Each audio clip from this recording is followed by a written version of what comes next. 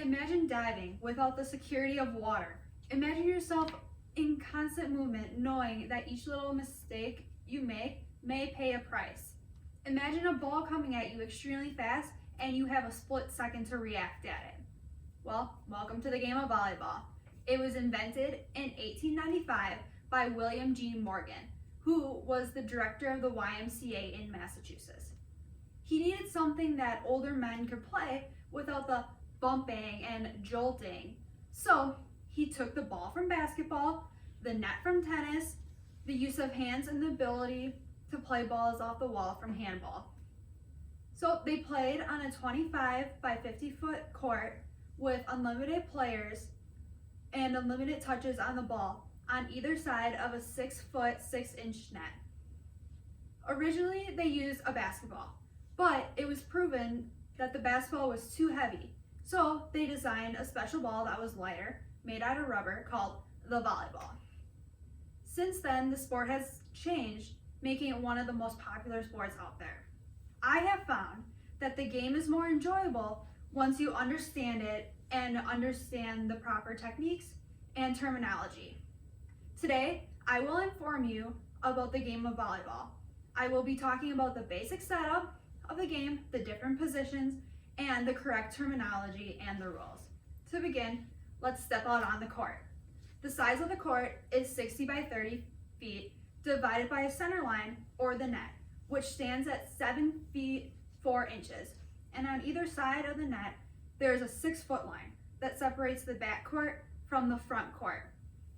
Each side consists of 6 players who have a specific task. In the back court or the back row, there are 3 passers who typically are on their feet ready to play everything that comes their way. You may notice a person with a different color jersey. That's called the libero. They only play in the back row and typically they are the best passers on the court. The back row's goal is to get every ball up that they can while sacrificing their body. The next position is a setter. They get the ball from the back row players. Their goal is to set the ball to the hitters so they can hit the ball. So next you have the hitters. Their mentality is to have no mercy. You have an outside hitter who gets all the balls with wherever the setter is. You have a middle who is your go-to player on a perfect pass and you know they'll always get a kill. Then you have a right side hitter who don't get a lot of balls, but they're mainly out there to block. Now that you know the positions on the court, let's talk about the correct terminology of the game. To start the game, you start off with a serve. This is done by tossing the ball out in front of you and basically like popping at the ball to get a float to throw the serve receive off on the other side.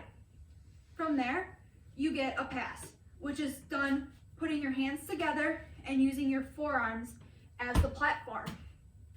Off of the pass, you get a set. A set is done above your shoulders and your hands are shaped like the ball with a triangle between. You push the ball out using your legs and arms with the pads of your finger. Off of the set, you get an attack. An attack is done with 3, but it can be 4 steps, but mostly 3. For a right-handed player, it's left, right, left, and for a left-handed player, it's the opposite. So basically when they go, they jump and they put some spin on it and hit it as hard as they can. Or they use the fingertips and tip the ball into the center of the court on the other side to throw the defense off. From a attack, you can get a dig. A dig is basically an attack off a hard hit ball. Or you can get a pancake. A pancake is where you're diving and the ball hits your hand and bounces off.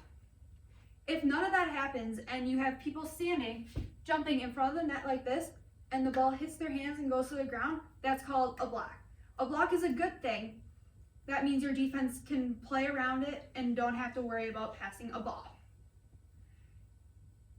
Now that you understand the role of the players on the court, I will inform you about the rules of volleyball. To win the game is the best of 3 or best of 5 sets, scoring 25 points, but you must win by 2, so that might mean you go over 25.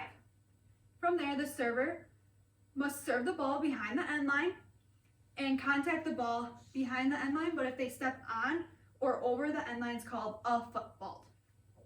So each side gets 3 hits, but a player cannot touch the ball twice unless it's a block.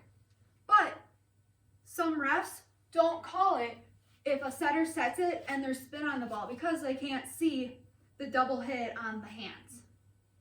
So let's step back and look at the net. The net, it's called a net violation if you step on over the line or touch the net. So basically none of your body can touch the net. And then you have a back row attack.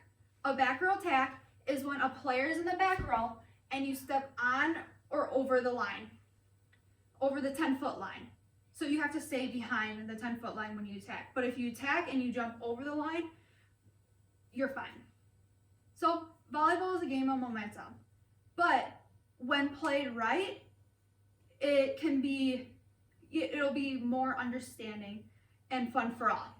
Now that you know the positions, the proper fundamentals, the terminology, and the basic rules, you can go dominate your next volleyball game or outshine your friends with the knowledge.